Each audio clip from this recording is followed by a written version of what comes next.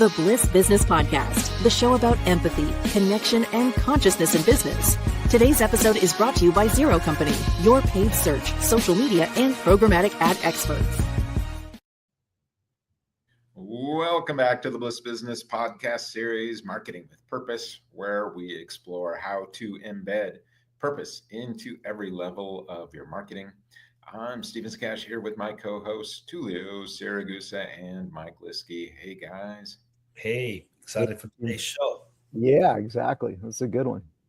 All right. Today, we're diving into a topic that's often overlooked when people think about purpose, and that's tone and voice. It's not always just what you say, it's how you say it. Every word, every sentence, every interaction is a chance to communicate your intentions and beliefs. So why does this matter? So tone and voice are kind of the personality of your brand. If your purpose is your heart, and your tone and your voice are the way it speaks to the world, and they can reinforce trust, inspire loyalty, and make your purpose feel real, or they can break the connection completely. So sustainably focused brand that sounds cold and corporate, that sends like mixed signals, right? So a healthcare brand with a caring mission, but a condescending tone will undermine its own credibility. And purpose and tone have to move in lockstep.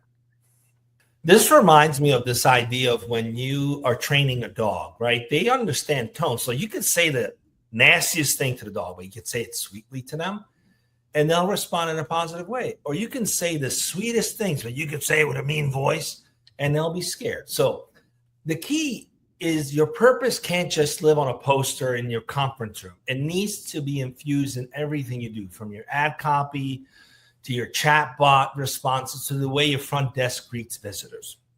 Tone is how your purpose shows up in your micro interactions, like in an email. Are you direct but human? Your customer service team, are they empathetic and solutions focused? And in your social media campaigns, are you using language your audience uses, or are you using corporate jargon? So if your purpose is, for example, about empowerment, your voice should make people feel capable and supported. If it's about innovation, your tone should inspire curiosity and possibility. So at this point, you're probably curious about some examples, and we'd love to, on our show, really give you real life examples. So why don't we start off with a brand that all of us have gotten accustomed to. They do a great job. It's Liquid Death, right?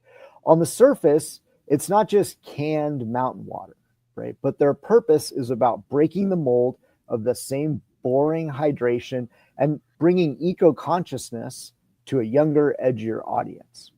So what's their tone, right?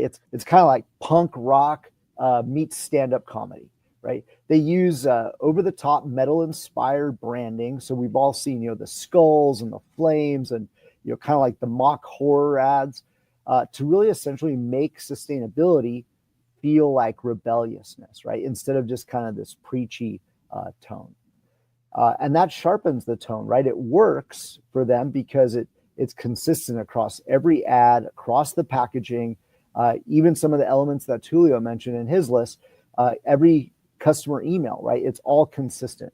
And so it doesn't, become just a look at that point, but it starts to take on the personality for the company. And then it ends up inviting, people into that tribe. Exactly. And then there's Mailchimp. I mean, their purpose is to help small businesses grow on their own term. A pretty powerful way to grow on your own term. Their tone is witty, it's approachable, and always just a little playful. They really make an effort to avoid corporate jargon completely. Instead, they use quirky illustration in, spoken in language that feels human and inclusive. Even their error messages have personality. The tone says, "We're in this together," which perfectly aligns with their purpose of empowering the underestimated. Yeah, and another example is Tom's, right? So their purpose is social impact, so improving lives through business. So originally, they're famous for their one-for-one model that evolved into giving a third of their profits to grassroots causes. So their tone is optimistic, it's compassionate and hopeful. And so whether it's a product page or a social post, the language invites you to be part of something bigger. It's never a hard sell. It's an open hand kind of thing. So another brand that is doing a great job of this as well is Oatly, right? They're the Swedish oat milk brand. Their purpose is essentially to make plant-based living mainstream and reducing essentially the environmental impact of dairy. So they've taken, what could have been just another milk alternative and really has turned that into a whole cultural movement. And they've done that because their tone is casual, they're a little bit cheeky, and they're also very self-aware, right? It's like they're literally talking to you directly from the carton. They'll bring things like, wow, no cow, or have the entire paragraphs of humorous banter on their packaging. And then here's the magic, really, right? They weave education about sustainability and food systems in a way that's, well, number one, engaging, but then actually stuff that you want to read on the carton, all while you pour that into your coffee, right? So you really get to engage with the brand while you're using it. So here's the practical side. When you're defining tone and voice, run it through your purpose filter. Ask, does this way of speaking sound like our beliefs? Like if I was Liquid Death, I couldn't use that Oatly tone. It just wouldn't make sense, right? Liquid Death, you've got to have a tone, right? That's very specific. So ask that question. So next question, would our audience feel our intention just by reading this? And then are we consistent in every channel? We see that a lot where you've got different marketers taking care of different parts and you lose that brand voice altogether, or it just kind of dissolves into everybody else's voice, really. And Steve, I've done this a number of times. You can go through and literally take all of that and put it on a wall and say, does it tell a consistent story? Does it all look consistent? And if not, then you know right where to start. Yeah, it has to have a thread. Even the images you end up using end up having that same tone too. It really is so important. And what's important is that you document your tone and your voice like you would a brand style guide. So you want to make sure it's rooted in purpose, not just aesthetics.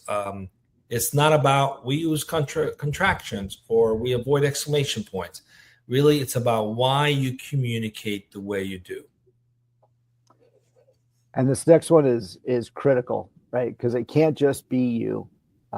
Number one as well, train your teams, right? The best tone of voice, it works, but then it totally falls apart when only the marketing department understands it, or they're the only ones that can communicate it.